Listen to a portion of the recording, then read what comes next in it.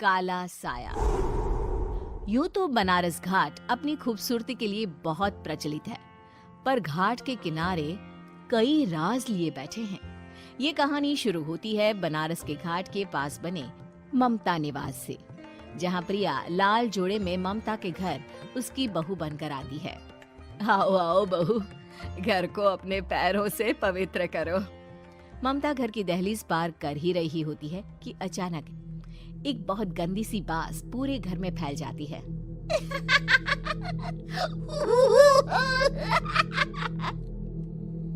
ये बदबू और ये आवाजें, ये कौन हंस रहा है माँ? अब ये पड़ोसी ना हमारे थोड़े अलग से है। कहाँ हम शाकाहारी और ये मांस मच्छी खाने वाले। छोड़, तू ध्यान मत दे और गृह प्रवेश कर। और हाँ बहू, अपनी सास की एक बात हमेशा याद रखना, इन पड़ोसियों से तो कभी बात नहीं करेगी। अच्छे लोग नहीं है ये। अपनी सास की ये बात मानेगी ना बेटा? हाँ माँ, जो आपकी मर्जी, मैं उनसे बात नहीं करूंगी। अगले दिन प्रिया अपनी पहली रसोई बनाने रसोई घर में जाती है। ये छोकी बात तो नाक में जा रही है। एक काम करती हूँ, खिड़की खोल देती हूँ। प्रिया खिड़की खोलने जाती है। इतने जाले, लगता है इस खिड़की को कभी खोला ही नहीं गया। पर ऐसा क्यों? ओह, नॉन वेज की स्मेल आती होगी ना। 2 मिनट के लिए खोल लेती हूँ, फिर बंद कर दूंगी। प्रिया खिड़की खोलती है। खिड़की खोलते ही उसकी नजर सामने वाले घर की खिड़की पर पड़ती है, जहाँ एक लड़की खड़ी होती है। हाथों में मेहंदी, लाल रंग की साड़ी, बिल्कुल सजी धजी, मानो प्रिया की तरह ही वो भी नई नवेली बहू हो। वो प्रिया को देखकर मुस्कुराती है। हे भगवान, माँ ने तो इनसे बात करने को मना किया था। प्रिया फौरन ही खिड़की बंद कर देती है और तवे पर चढ़े रोटी की ओर देखने लगती है, पर वहाँ रोटी न होकर मछली पड़ी होती है। ये क्या? पहली ही रसोई में इतनी बड़ी गलती! हे भगवान, अब मैं क्या करूं?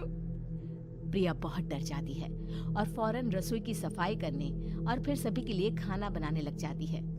जब वो सबको खाना परोसती है, सब तो ठीक है, मैं बेकार में चिंता कर रही थी। हे भगवान, ऐसे ही बस अपनी कृपा बनाए रखना।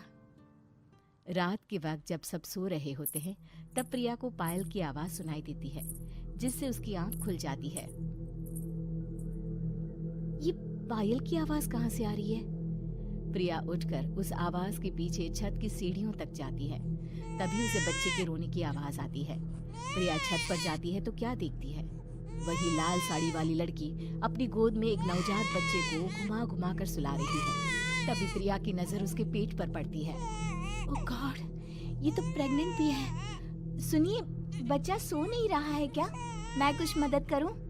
नहीं नहीं, आपके घर वालों को अच्छा नहीं लगेगा, मैं संभाल लूंगी। स्नेहा की गोद से बच्चा हाथ मारकर प्रिया की गोद में आने को छटपटाने लगता है। दोनों घर अगल बगल में बने होने के कारण प्रिया उस बच्चे को गोद में ले लेती है। प्रिया के पास आते ही वो सो जाता है। बच्चे का वो स्पर्श रात भर प्रिया भूल नहीं पाती और अगली सुबह वो छत पर कपड़े सुखा रही होती है। तभी उसे एक औरत इशारा कर बुलाती है। स्नेहा कह रही थी बाबू तुम्हारी गोद में आते ही सो गया। मैं गौरी, स्नेहा की माँ हूँ। घर आना, बाबू को खिला भी लेना।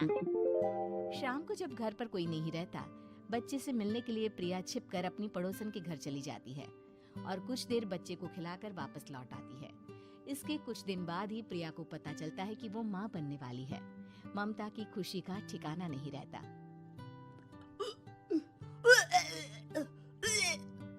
माँ जी, पता नहीं क्यों उल्टी आ रही है।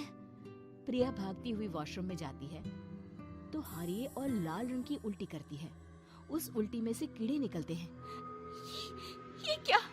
खून और ये कीड़े! माँ! माँ! प्रिया की आवाज सुनकर ममता दौड़ कर आती है, पर बेसिन में कुछ नहीं होता। प्रिया हक्की बक्की रह जाती है। ये सब क्या हो रहा है? प्रिया घबरा जाती है और अपने कमरे में जाकर सो जाती है। डर के कारण वो इतनी थक जाती है कि उसकी आंख लग जाती है। तब उसे ऐसा लगता है उसके पेट पर मानो कोई बैठा हुआ हो। कौन हो? प्रिया के पेट पर एक 5 महीने की बच्ची बैठी हुई थी, जो बुरी तरह जली हुई थी।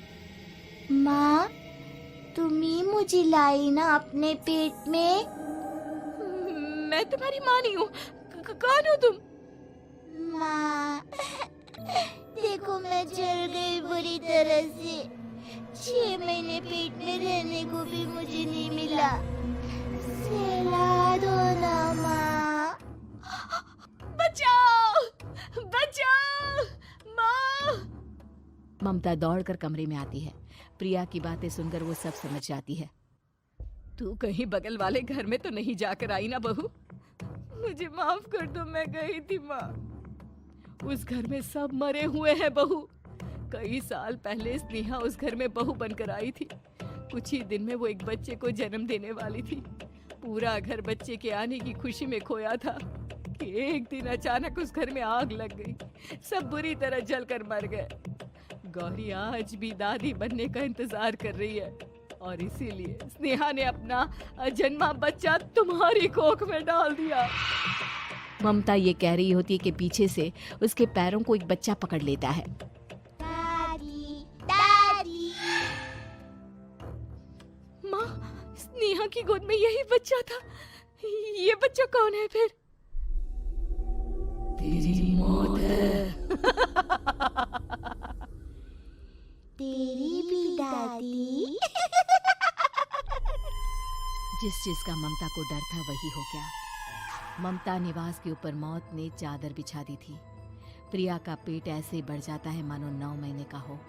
2 हाथ उसके पेट से बाहर निकलते हैं। बहू, संतोष को फोन कर, किसी पंडित जी को बुला बहू। प्रिया का पति भागता हुआ घर आता है। ये तो होना ही था माँ। तेरा पाप तेरे सामने आ गया तो तू सह नहीं पा रही है। स्नेहा घर में आग लगी नहीं थी, माँ ने लगाई थी, प्रॉपर्टी की लालच में। और वो बच्चा मेरी पहली पत्नी का बच्चा है, मेरा बेटा, जो कि उस आग की चपेट का शिकार हो गया था। मैंने तुमसे ये सब माँ के कहने पर छुपाया था। मुझे माफ कर दो प्रिया। तुम अगर चाहो तो यहाँ से जा सकती हो। मैं तुम्हें किसी भी बंधन में रखना नहीं चाहती। मेरी शादी हुई है आपसे, मैं आपको छोड़ नहीं सकती, पर उससे पहले हमें स्नेहा, उसकी माँ और बच्चे की आत्मा की शांति करवानी होगी। संतोष और ममता गौरी के घर जाते हैं। अंदर सब कुछ जला हुआ होता है। जमीन पर जली हुई लाशें बिखरी हुई थी। ममता रो रो कर अपनी करने की माफी गौरी से मांगती है। प्रिया स्नेहा के घर वालों का अंतिम संस्कार करवा देती है और ममता निवास फिर से आत्माओं के साए से मुक्त हो जाता है।